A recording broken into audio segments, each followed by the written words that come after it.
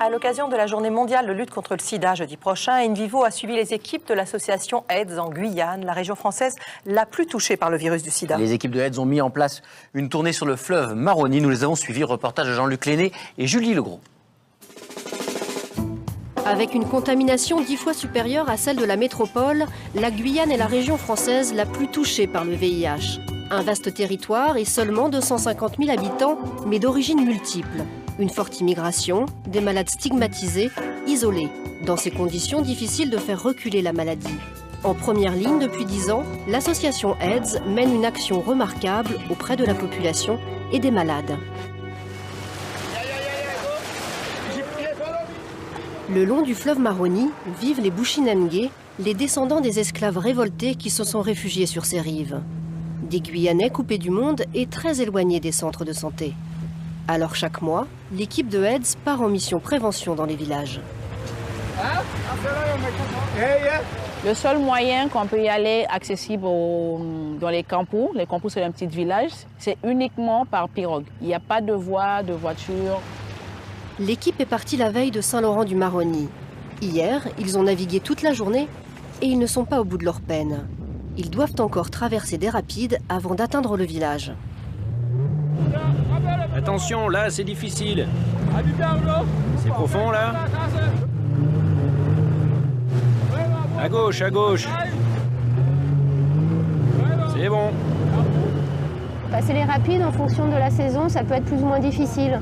En saison sèche, le niveau de l'eau est assez bas et il y a pas mal de roches, donc il faut s'y connaître un peu. On a été confronté un jour à une panne de moteur à l'entrée d'un seau, donc ce qui rend compliqué le passage du seau. Mais dans ces cas-là, il y a des pirogues qui passent aussi assez souvent à proximité, donc on ne reste jamais seul et on est très vite secouru. Il y a une solidarité importante justement pour pas que d'accidents se passent. Les piroguiers nous emmènent au Kampu de Kwaku, un village Bushinangé de quelques dizaines d'habitants.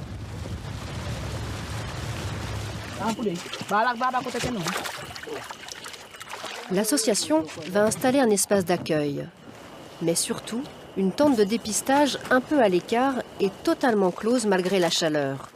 Ici, le test doit se faire en toute confidentialité. Qu'est-ce qui justifie la confidentialité, surtout sur le fleuve, c'est le risque de discrimination quand une personne est séropositive. C'est-à-dire que la personne elle peut être exclue de sa famille, elle peut être rejetée et devoir vivre seule sur une partie du fleuve parce qu'elle ne peut plus être en lien avec sa famille. Les villageois ont peur d'être rejetés s'ils sont malades. Mais grâce à l'action de AIDS, ils ne craignent plus de venir au dépistage. Paul a 24 ans. Il a déjà réalisé un test lors du précédent passage de l'association il y a 8 mois. Et il est en confiance. C'est Rudy qui l'accueille pour faire le point. Combien de partenaires as-tu? Là, j'ai 2 femmes. Les 8 derniers mois, j'ai eu des relations avec elles et j'utilise pas de préservatif. Partenaires multiples, rejet du préservatif, ces pratiques sexuelles sont partagées par la plupart des Bushinangé. Or, elles augmentent les risques de transmission du sida. Malgré le danger, Paul ne semble pas vouloir en changer. Ça fait mal? Non. Une simple piqûre sur le doigt, quelques gouttes de sang. Le test est rapide, mais chacun appréhende le résultat.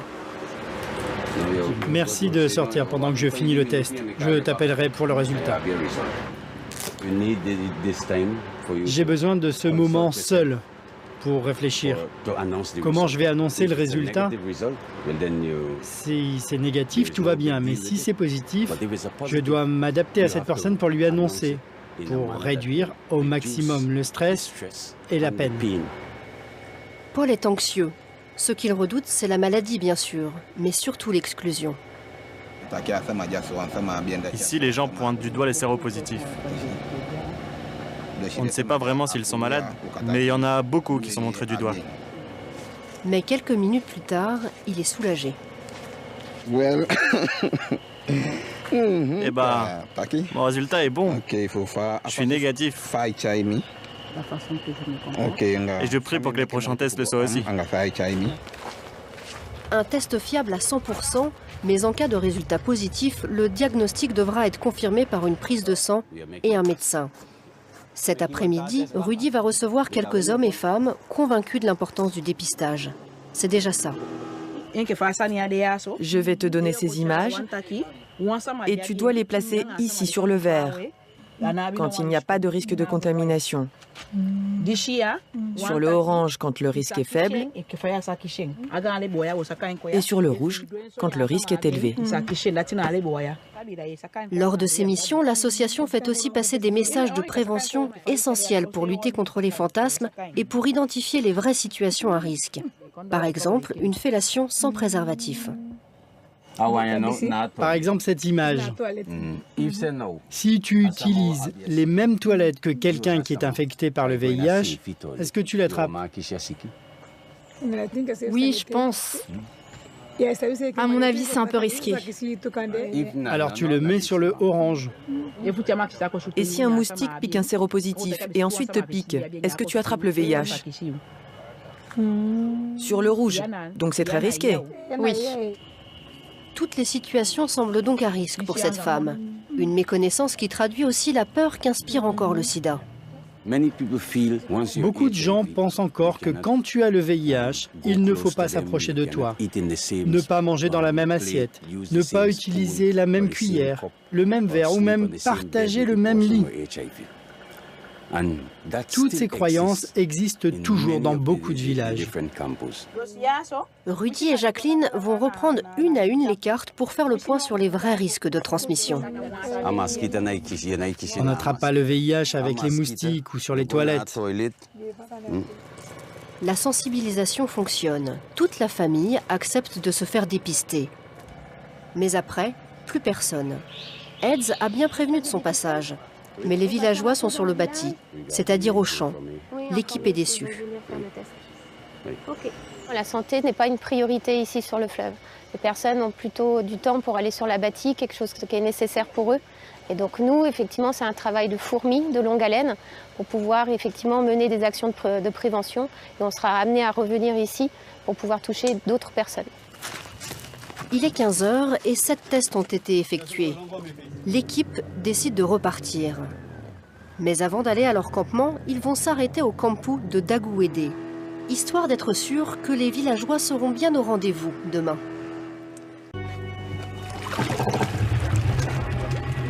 Nouvelle journée de mission sur le fleuve pour l'équipe de Eds.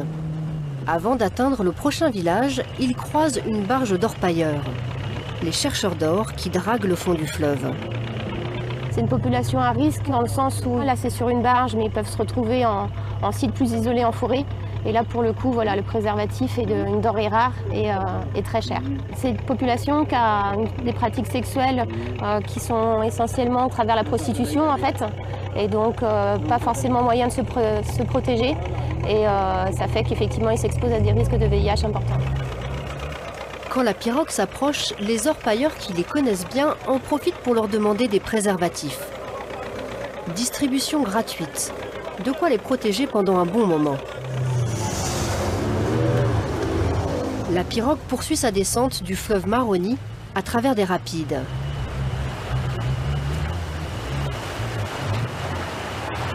Il est 9 h du matin quand ils arrivent enfin au village de Daguédé. Un village de plusieurs dizaines d'habitants, dont une majorité d'enfants. L'arrivée de l'équipe ne trouble pas le travail des femmes qui préparent le couac, une semoule à base de manioc. Bonjour. Aujourd'hui, l'association AIDS est là pour partager des informations avec vous concernant la maladie du VIH, pour vous parler des modes de transmission, mais aussi pour vous expliquer comment vous protéger. Après votre travail de préparation du couac, on espère vous voir. C'est un espace qui est entre femmes, qui discutent un peu parfois de leurs problèmes, parfois aussi de la sexualité, de tout. Ils sont en groupe, ils sont en solidarité, donc ils travaillent ensemble aussi. Rarement on voit des hommes. Rudy, de son côté, tente de sensibiliser les hommes du village. Ici, l'information est surtout orale, en langue nengé. Rudy s'appuie souvent sur des proverbes du fleuve pour convaincre. La pluie ne tombe pas sur une seule maison. La maladie n'est pas l'affaire d'une seule personne. Tout le monde peut être infecté. Difficile de se faire dépister quand on vit sur le fleuve, loin de tout. Alors, à chaque passage de Heads, Dylan en profite pour faire le test. La dernière fois, c'était il y a 8 mois. Combien tu as eu de partenaires dans les 8 derniers mois? J'ai une femme. Combien de partenaires en dehors? J'ai eu 2 aventures en dehors. Avec ou sans préservatif? Avec capote. Nous les hommes, on a toujours 3, 4, 5 femmes. À la maison, je veux pas utiliser de préservatif avec ma femme. Mais je veux faire un test pour savoir si j'ai pas été contaminé. Le test montrera que Dylan est toujours négatif. Il attendait le résultat avec beaucoup d'inquiétude. Si tu tombes malade, il y a beaucoup de gens qui ne veulent plus te voir. C'est comme si tu n'existais plus pour eux. Ils parlent mal de toi, ils te laissent de côté, ils te critiquent et disent à tout le monde que tu es séropositif. La mission d'aide sur le fleuve, c'est d'abord le dépistage et la prévention. L'équipe ne dispose pas de médecin, mais si une personne est séropositive, elle l'accompagne tout au long de sa prise en charge médicale. Ali Sadou a terminé la fabrication de la semoule de manioc. Maintenant, elle veut passer le test de dépistage. Elle a 54 ans. Pourquoi tu veux faire un test? Tu penses que ton mari a eu des aventures? Eh oui, peut-être qu'il me trompe. Quand il part, moi je sais pas ce qu'il fait. Peut-être qu'il l'a contracté, qu'il me l'a ensuite transmis. J'aimerais bien savoir. C'est quand la dernière fois que tu as fait un test? Oh là là, c'était l'année dernière, je crois. La dernière fois que vous êtes venu ici. Parce que si vous venez pas, je peux pas le faire. Et chez le médecin, c'est trop loin? C'est pour ça que tu ne peux pas faire de test? Oui, le médecin, pour moi, c'est beaucoup trop loin. C'est difficile parce que je ne peux pas y aller seule. Il faut trouver une pirogue, il faut payer l'essence. C'est 50 €. Je dois demander à un piroguier de m'accompagner. C'est à moi de le nourrir. Tu vois, j'ai pas d'argent pour ça. Ici, si tu as un accident, le temps d'aller chez le médecin, t'es mort. Un isolement qui pose de graves problèmes de suivi. Ainsi, des séropositifs dépistés par l'association ne sont toujours pas sous traitement. Ali Sadou est rassurée. Son test est négatif. Le cœur léger, elle rejoint le groupe de femmes réunies autour de l'atelier pédagogique de Heads. Ok les filles, c'est bon?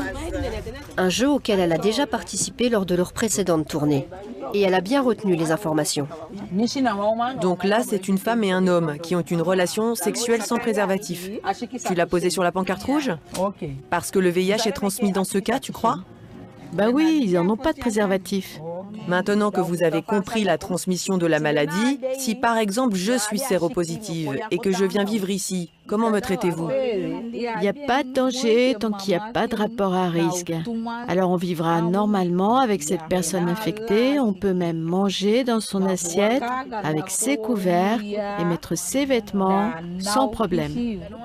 Les femmes ont bien compris que le moyen le plus efficace de se protéger, c'est le préservatif. Mais on devine rapidement qu'elles n'ont pas l'habitude de l'utiliser. Qui veut montrer comment on met un préservatif?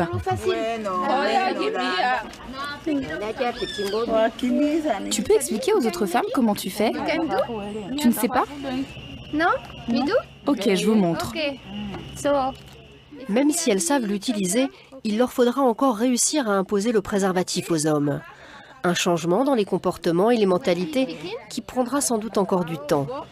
Mais l'équipe est optimiste. Il y a même des petites bosses dessus. Vous voulez toucher? Les comportements sont en train de changer. Il y a quelques années, quand on venait sur le fleuve, on distribuait très peu de préservatifs. Et on est amené à en distribuer de plus en plus.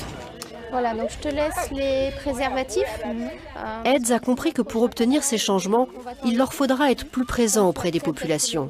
Alors, ils songent à installer une base à Grand Senti, d'où ils pourraient rayonner dans tous les villages qui bordent le fleuve.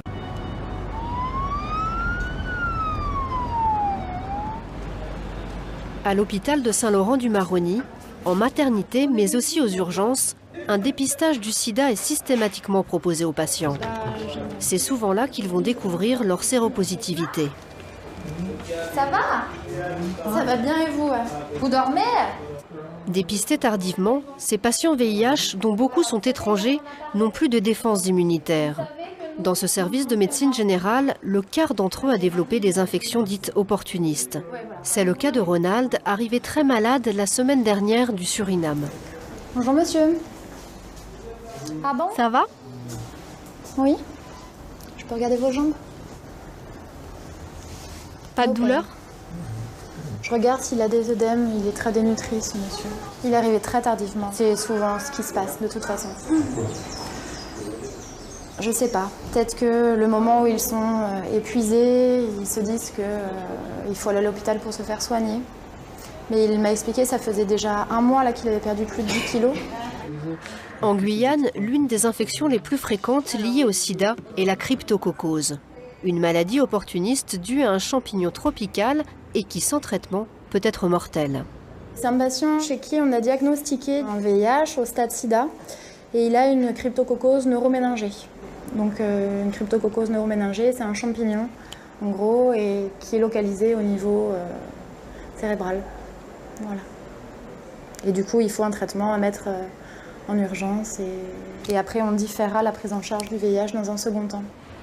Il a donc été rapidement mis sous traitement antifongique. Mais ses défenses immunitaires sont toujours très faibles. Il est à un stade avancé de la maladie sida, une situation que l'on ne voit que très rarement en métropole.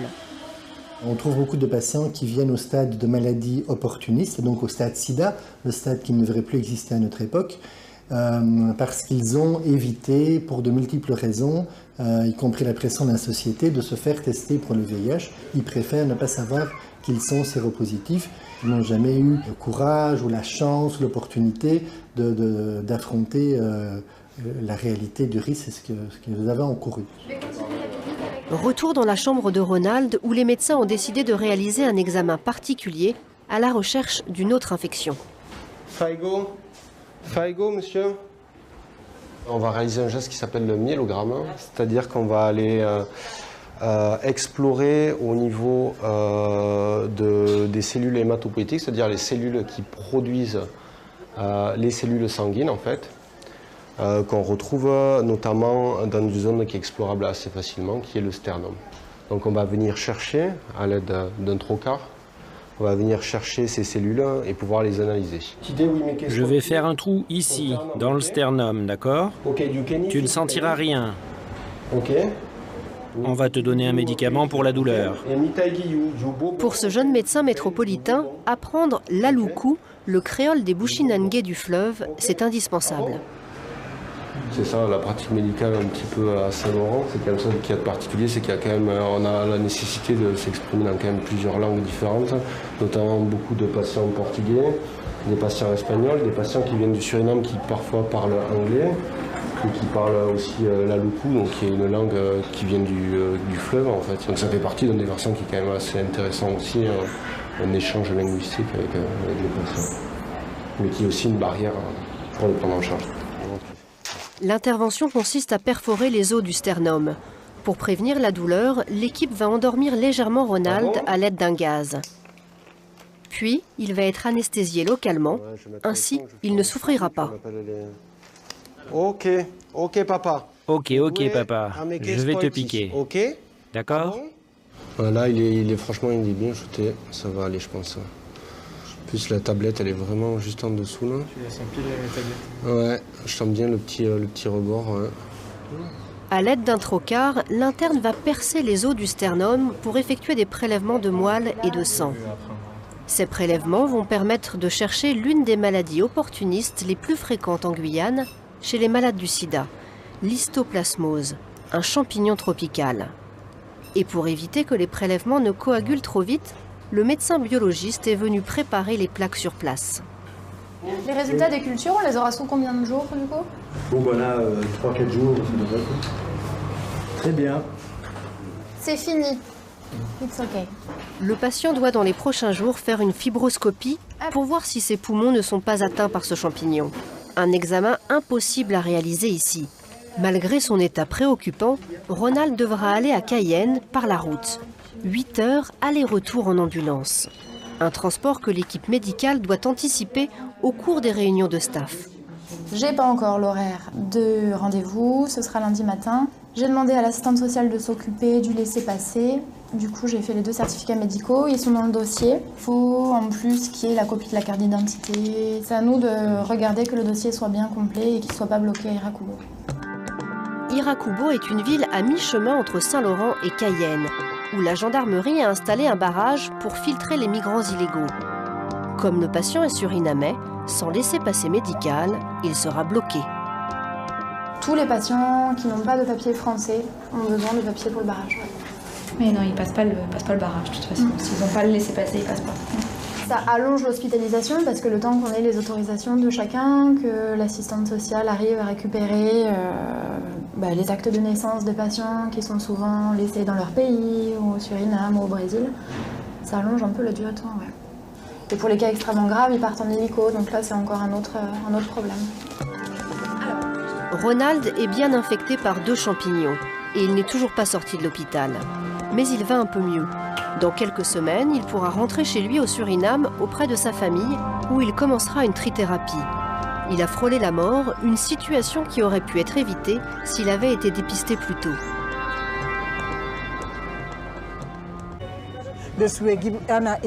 Nous, on donne des informations sur les différentes maladies sexuellement transmissibles, comme le VIH. À Saint-Laurent-du-Maroni, en plein quartier de la Charbonnière, l'association AIDS organise régulièrement des actions de prévention.